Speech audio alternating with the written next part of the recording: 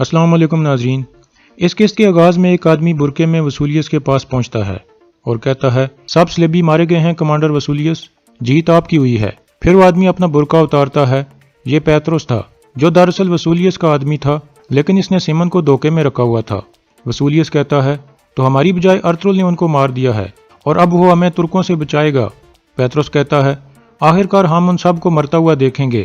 وسولیس کہتا ہے اصل جنگ اب شروع ہوئی ہے پیتروس، میں نے ارطغرل کی طرف خبر بھجوا دی ہے کہ اب سے ہم انلی بازار کے ساتھ تجارت نہیں کریں گے۔ پیتروس کہتا ہے ارطغرل بازار کو بچانے کے لیے آپ کی گود میں گر جائے گا۔ وسولیس کہتا ہے ہاں، میں نے کیسا جال بچھایا ہے جس سے سب ترک حتیٰ کہ سلطان علاء الدین بھی ارطغرل کو قتل کرنے کے لیے بے چین ہو جائیں گے، صرف دیکھو اور انتظار کرو۔ دوسری طرف آلے کو حکیم ارطغرل کو بتاتا ہے کہ قارا جیسر کے گورنر کی طرف سے خبر آئی ہے، انہوں نے بازار کے ساتھ تمام تجارت روک دی ہے۔ اتنے میں اوراد بھی وہاں پہنچتا ہے اور یہ بات سن کر خوش ہو جاتا ہے۔ اندر ارطغرل کے پاس دو تاجر کھڑے تھے۔ ایک تاجر کہتا ہے ہمیں آپ پر اعتماد ہے ارطغرل صاحب، آپ نے کبھی بھی ہمیں مایوس نہیں کیا۔ اتنے میں اورال اور باتوہان اندر داخل ہوتے ہیں۔ ارطغرل ان تاجروں کو کہتا ہے جبکہ ڈاکو باہر گھوم رہے ہیں، اب وقت آ گیا ہے کہ ان کے سربراہ کو پکڑا جائے۔ اورال کہتا ہے ارطغرل صاحب یہ واضح ہے کہ تم اس بکواس سے صرف ان کو ٹال رہے ہو، لیکن ارطغرل صاحب قارا جیسر کی طرف سے تمہارے لیے خبر لائے ہیں، پہلے یہ سن لو، پھر دیکھتے ہیں کہ کیا تم ان کو ٹالنا جاری رکھ سکتے ہو۔ پھر حکیم ارطغرل کو بتاتا ہے کہ قارا جیسر کے گورنر نے آج سے بازار کے ساتھ تمام تجارت روک دی ہے۔ یہ سن کر ایک تاجر ارطغرل کے سامنے آ کر کہتا ہے اب آپ کیا کرو گے ارطغرل صاحب، پہلے تو چند ڈاکو تھے اور اب قارا جیسر کا گورنر ہے، جب تک یہ بازار آپ کے کنٹرول میں ہے وہ ہماری زندگی مشکل بنا دیں گے۔ یہ کہہ کر تاجر باہر نکل جاتے ہیں۔ پھر اورال ارطغرل کے سامنے کھڑا ہو کر مسکرانے لگتا ہے۔ دوسری طرف چولپن حلیمہ کو کہتی ہے ارطغرل کی وجہ سے بازار تباہ ہو رہا ہے اور لوگوں کا رزق چھن رہا ہے۔ یہ سن کر حلیمہ غصے میں آ جاتی ہے اور اس پر ہاتھ اٹھانے کی کوشش کرتی ہے۔ اسلحان اس کا ہاتھ پکڑ لیتی ہے۔ اتنے میں آئمہ خاتون وہاں آ جاتی ہیں اور معاملہ رفع دفع کر دیتی ہیں۔ پھر چولپن آئمہ خاتون کو کہتی ہے قارا جیسر کے گورنر نے بازار کے ساتھ ساری تجارت روک دی ہے، اب آپ کے بیٹے کی وجہ سے تمام ترک قبیلے متاثر ہوں گے۔ دوسری طرف اورال کہتا ہے سلیمان شاہ کے بیٹے ارطغرل کیا ہوا، اب تم کیا کرو گے بتاؤ مجھے، تم کیا سمجھتے تھے کہ تم سارا الزام ڈاکوؤں پر لگا کر خود کو بچا لو گے؟ ارطغرل کہتا ہے شیطان اپنا گھونسلہ انسان کے دل میں بناتا ہے اورال، خاص طور پر ان آدمیوں کے دلوں میں جو لالچ کی وجہ سے جل جاتے ہیں، اور مجھے ذرہ برابر بھی شک نہیں ہے کہ وہ آدمی کون ہے۔ اورال کہتا ہے پہیلیوں میں باتیں مت کرو ارطغرل، جو بھی بات ہے وہ مردوں کی طرح کرو۔ ارطغرل کہتا ہے قسطنطنیہ جانے والی میری قالینیں جلا دی گئی تھیں اور میرے آدمی مارے گئے تھے، قارا کونگلس اور فرانسسکو نے ہم پر حملے کیے، یہ سب ایک آدمی کا کام ہے۔ تم جانتے ہو اب میرا مقصد کیا ہے؟ میرا مقصد اس بدمزاج آدمی کا شکار کرنا ہے، اس کا ہر سانس اس کے سینے میں گھٹن پیدا کرے گا۔ اورال کہتا ہے کون ہے وہ بدمزاج، ہمیں بھی تو پتہ چلے، اپنے آدمی اور قبیلے کے پیچھے چھپنا ایک مناسب آدمی کو زیب نہیں دیتا، کیا تم اس قسم کے آدمی ہو ارطغرل؟ یہ سن کر ارطغرل اس کے منہ پر ایک زوردار مکہ مار دیتا ہے اور اورال گر جاتا ہے۔ باتوہان آگے آنے کی کوشش کرتا ہے لیکن بامسی اسے پکڑ لیتا ہے۔ اورال اٹھ کر ارطغرل پر حملہ کر دیتا ہے لیکن ارطغرل اسے ایک اور مکہ مار دیتا ہے۔ اس کے بعد اورال اپنی تلوار نکال لیتا ہے۔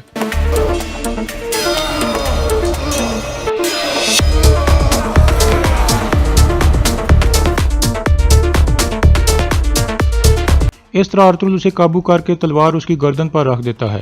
پھر الیار آگے آ کر کہتا ہے ارطغرل صاحب آپ رک جائیں، آپ جانتے ہو کہ کتنے بہادر سپاہی مارے جائیں گے اگر آپ نے ایسا کیا تو۔ ارطغرل کہتا ہے چاہے وہ کسی بھی قبیلے میں پناہ لے لے وہ کبھی بھی مجھ سے بچ نہیں پائے گا، میں تب تک آرام سے نہیں بیٹھوں گا جب تک میں ان کے خیمے نہ جلا دوں جنہوں نے میری بیوی اور بچے کو نقصان پہنچانے کی جرت کی تھی اور جنہوں نے اپنی نظر بازار پر رکھی ہوئی ہے۔ پھر ارطغرل اپنی تلوار اس کی گردن سے اٹھا لیتا ہے۔ اورال کھڑا ہو کر ارطغرل کو کہتا ہے اپنے وسوسوں کے ساتھ تم بھی جل جاؤ گے ارطغرل، تمہارے الزامات تمہارا خاتمہ ہوں گے۔ پھر الیار کہتا ہے بھائی بہت ہو گیا۔ پھر اورال اپنی تلوار میان میں ڈالتا ہے اور اپنی ٹوپی اٹھا کر ارطغرل کی طرف دیکھتا ہے۔ ارطغرل اس کی حالت دیکھ کر ہلکا سا مسکراتا ہے۔ پھر اورال باہر نکل جاتا ہے۔ اس کے بعد اورال اپنی دکان میں چلا جاتا ہے اور شدید غصے میں آ جاتا ہے۔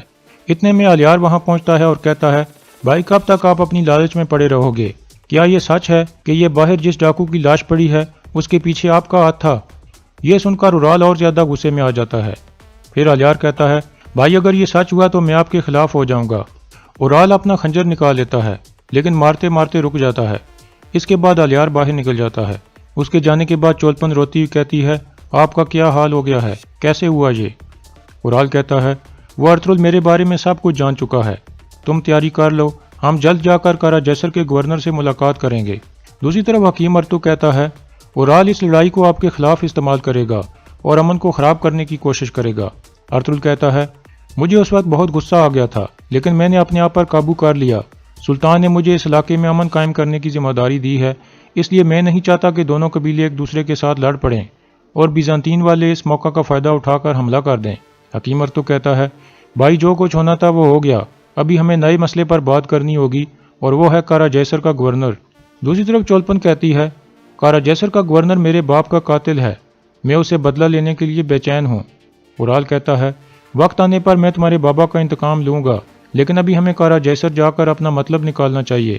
دوسری طرف ارطغرل کہتا ہے انلی بازار پر ہمارے کنٹرول کے بعد کارا جیسر کی تجارت بہت متاثر ہوئی ہے، کیونکہ ان کی خوراک کا سارا سامان یہاں سے جاتا تھا۔ تجارت بند کرنے کا اعلان کر کے وہ چاہتے ہیں کہ میں ان کے پاس آؤں۔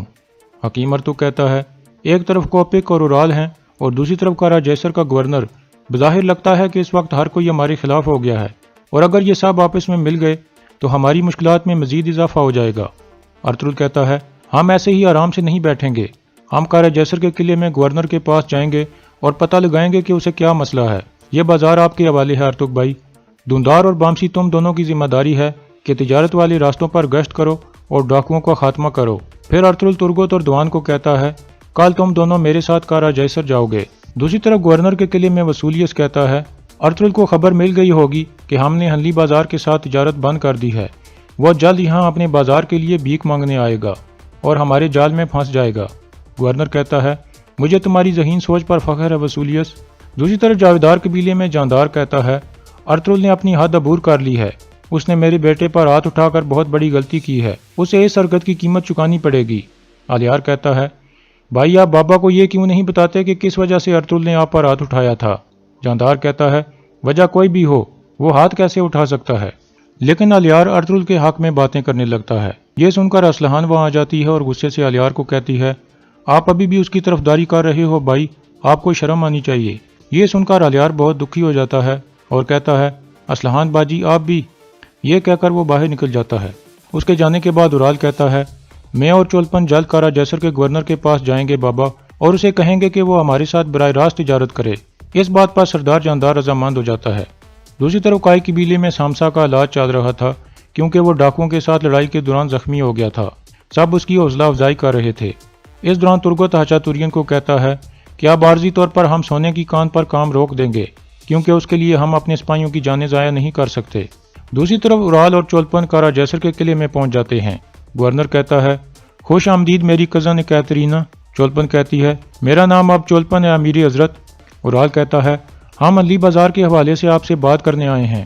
گورنر کہتا ہے ابھی آپ آرام کر لیں، ہم شام کے کھانے پر تفصیل سے بات کریں گے۔